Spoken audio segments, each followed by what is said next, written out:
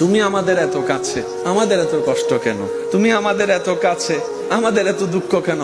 রব বলে আমি আনা কাছে, আমার দায়িত্ব আমি পালন করেছি, তোর দায়িত্ব তো তুই পালন করস নাই, তোর দায়িত্ব তো তুই পালন করস নাই। আমি তো কাছে নিজ দয়ায় তোর উপর করে, আমি নিজে থেকে কাছে রইলাম, আমার রহমতকে কাছে করে দিলাম। কিন্তু তুই বান্দা তো আমার কাছে থাকলি না, আমার কাছে থাকলি না। তোকে যতবারই দেখেছি, সিনেমার কাছে দেখেছি, গানের কাছে দেখেছি, নেশার কাছে দেখেছি। আওয়াজ ছোট হয়ে যাচ্ছে, কিন্তু আওয়াজ দিতে হবে, আওয়াজ দিতে হবে। তোকে আমি দেখেছি খেলার কাছে, তোকে পাওয়া গিয়েছে, বন্ধুর আড্ডায় তোকে পাওয়া গিয়েছে, প্রেমের জগতে তোকে পাওয়া গিয়েছে, নাচের মধ্যে পাওয়া গিয়েছে, দান্দামির মধ্যে পাওয়া গিয়েছে, তোকে মারামারির মধ্যে পাওয়া গিয়েছে, তোকে ভ্রমণ ট্যুরে পাওয়া গিয়েছে। হাইয়া আলাস সালার সময় তোকে আমি দেখতে পাই নাই, হাইয়া আলাল ফালাহ দিয়ে ডাকার পরে তোকে দেখতে পাই নাই, লা ইলাহা ইল্লাল্লাহ জিকিরের মধ্যে তোকে দেখতে পাই নাই। বান্দারে, আমি কাছে ছিলাম, তুই দূরে ছিলি। এবার বলেন, ফেঁস লাগাইছে আল্লাহ, নবী? শান্তি না পাওয়ার জন্য দোষী কারা? সুখ না পাওয়ার জন্য দোষী কারা? ইজ্জত না পাওয়ার ক্ষেত্রে দোষী কারা? আওয়াজটা দিয়ে বলেন, দোষ কাদের?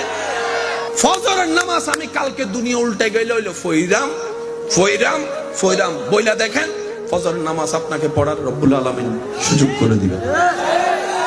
কারণ বান্দা যখন দিল থেকে চেষ্টা করে, রব্বুল আলামিন দয়া দিয়ে তাকে সহযোগিতা করে ভালো হওয়ার জন্য। সুবহানাল্লাহ।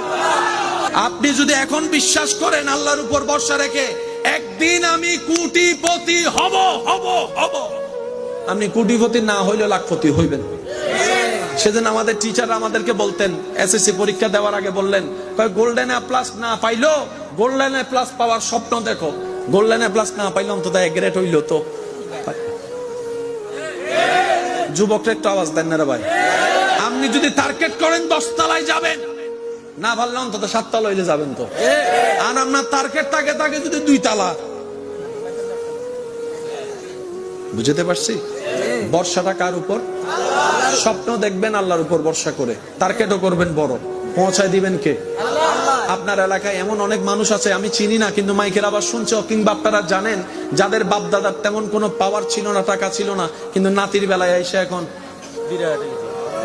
আছে। বলেন না আছে? আমরা তো সারা জীবন শুনেছি বাবা দাদা মামা কাকা সাপোর্ট ছাড়া বলে কেউ বড় লোক হইতে পারে না, বড় হইতে পারে না।